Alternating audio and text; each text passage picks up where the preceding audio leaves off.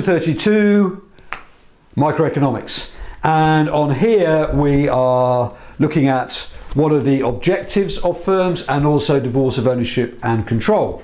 Right, one of the objectives of a firm is profit maximisation. Okay, so you have your marginal revenue curve going down here and your marginal cost curve here. Now, profit maximisation always occurs at MC equals MR. You just know that, right? But that is the idea of rational man. Remember, we spent a lot of time on this in the course. Rational man would say, if you're in a firm, obviously the one thing that you always want to do is to maximise profits. That's clear cut. Okay, now that happens where MC equals MR. Why? Because if we're at this point here, then the marginal revenue is greater than the marginal cost. So therefore we move to that point until they're equal. That is where we maximise our profits from there. Okay, so on this diagram here, I draw this, MC equals MR, that is profit maximisation. Okay, but actually firms may have a different objective, which may be to maximise your sales revenue. Now, if you maximise your sales revenue, that is where the marginal revenue curve cuts the x-axis down here. So we're going to have a lower price, but you're going to sell more goods, you're going to maximise your sales revenue. Now, why would firms want to do that? Is maybe because the sales manager, he will get paid or she will get paid on how many goods that they sell. So therefore you want to maximise your sales revenue rather than profit maximisation. All right. If we were to draw a total revenue line, you know, when we draw the marginal revenue curve here previously, then above that we have like the total revenue, and that point, sorry you can't see it, that's the marginal revenue there, and the total revenue will reach a maximum point there before it goes down. Okay, all right. Or we may go for growth maximisation, and growth maximisation will occur, right, if you want to get the maximum amount of sales, it will be where the average cost line cuts the demand AR line. Now, in terms of an examination, they're quite easy to do, and it's quite easy. You can draw this diagram showing 2 points. Profit maximisation and sales revenue maximisation, and this one where your average cost line cuts the demand curve there, that would give you 3 points. Okay, 3 different ideas to talk about. But there are others. There are things like, so we've done profit maximisation, a thing called satisficing.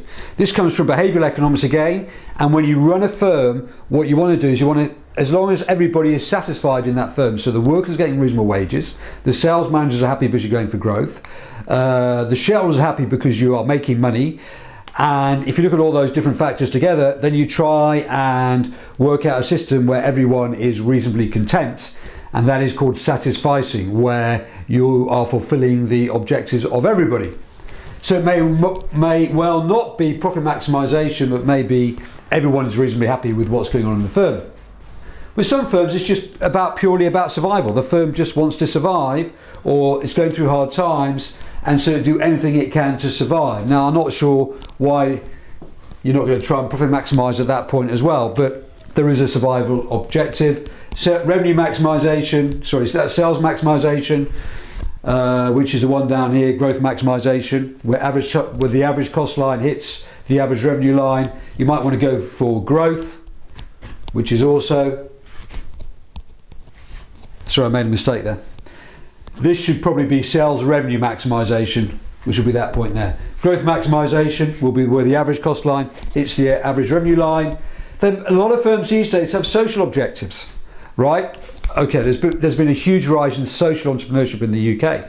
I think it creates £8.4 billion in the whole total economy, which I guess is almost like 0.7% of GDP, working from the top of my head. But a lot of firms are built on social entrepreneurship. So you do try and make profits, but you also try and improve the environment or the community. So a lot of firms are very keen on that idea. So you may well reduce your profits, but try and fulfill social objectives. There may well be environmental objectives from there. So firms may want to spend more money on making sure that their energy comes from renewable resources. That will increase their costs, so therefore their profits will actually go down. And there is also work-related objectives. Maybe you want to look after your workforce and give them a decent career. So that may be your primary objective. So it's not just about rational man wanting to maximise profits. Now if you get an essay on that, it's pretty easy because you've got two diagrams, very, very nice, and then you've got 1, 2, 3, 4, 5, 6, 7, 8, 9 things that you can talk about in terms of why firms may have different objectives. The other one is this concept called the divorce of ownership and control. Now here we have the principal agent problem, which is what they call it.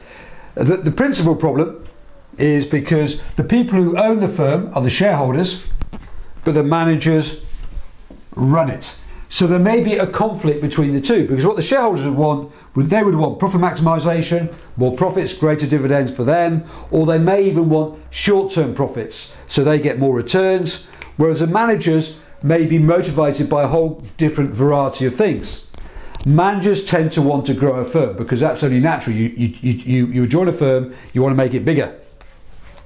So a shareholder is into making profit, whereas managers may want growth. Will be a classic difference between the two. Now there are some very, very high profile cases aware of the sort of conflict between the two. The best one is RBS, which clearly went bust and lost sort of 50, 60, 70, 80 billion pounds. We don't even really know how much is actually lost yet. But they went on a massive growth campaign. They're a Scottish bank and they wanted to be the biggest bank in the world, and it was run by Fred Goodwin, and they took very, very high risks, had a very aggressive policy. They had just taken over a Dutch bank which happened to have huge debts, and they paid 10 billion quid for it. The shareholders thought the company was doing pretty well because the share price was going up, so they were making money. I think just before they went bust, they had a rights issue, which meant they raised an extra £1 billion in cash. They then went under. So clearly the managers, Sir Fred Goodwin, was going for growth, but they weren't making profits. In fact, they were making massive loss.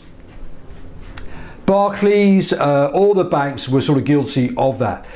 The Barclays Bank, they went for a high growth model. They got a lot of toxic debts on their books. I think there's a bank in Portugal, the Bank de Silvio or something, that's just gone bust. They got a lot of lent out a lot of money. They got a lot of toxic assets involved in there. The biggest one, and just go on YouTube and click on Enron. It's a really good story. It's a good documentary to watch actually about this. But Enron was an American energy company, and they thought they were the biggest, the best, the brashest, and they hired the most dynamic people. And it had a really interesting culture where everybody gave really good presentations to everyone else and said, if we do this, we're going to make loads of money, so let's get into all of this. In fact, it was a complete con. And even worse than that, what they were doing was they were saying, right, well, in 10 years' time, we're going to be this big. So therefore, our share price should be this big now already. Okay? So what that meant was that therefore the share price skyrocketed. Everybody thought they were doing really well. So therefore, the demands for their shares increased. So the share price increased even more. In fact, below all of this, they weren't really doing very much at all. And eventually the company went bust big time. I think the directors started to sell the shares and everyone became a little bit suspicious. The directors went out and said, no, everything's okay, don't worry about it. You know, continue to buy our shares, the company's doing great. In fact, everybody who owned shares in it lost all of their money. So it's a classic case of where there was a conflict between the managers and the shareholder. But that's really a case of a lack of information being given to the shareholders, and it was a bit of a con in terms of what the company was doing. Okay, so that's what the divorce of ownership means. Basically, it means the shareholders own the company and the managers run it, and there may be a conflict between the two because the shareholders will not really know what's going on.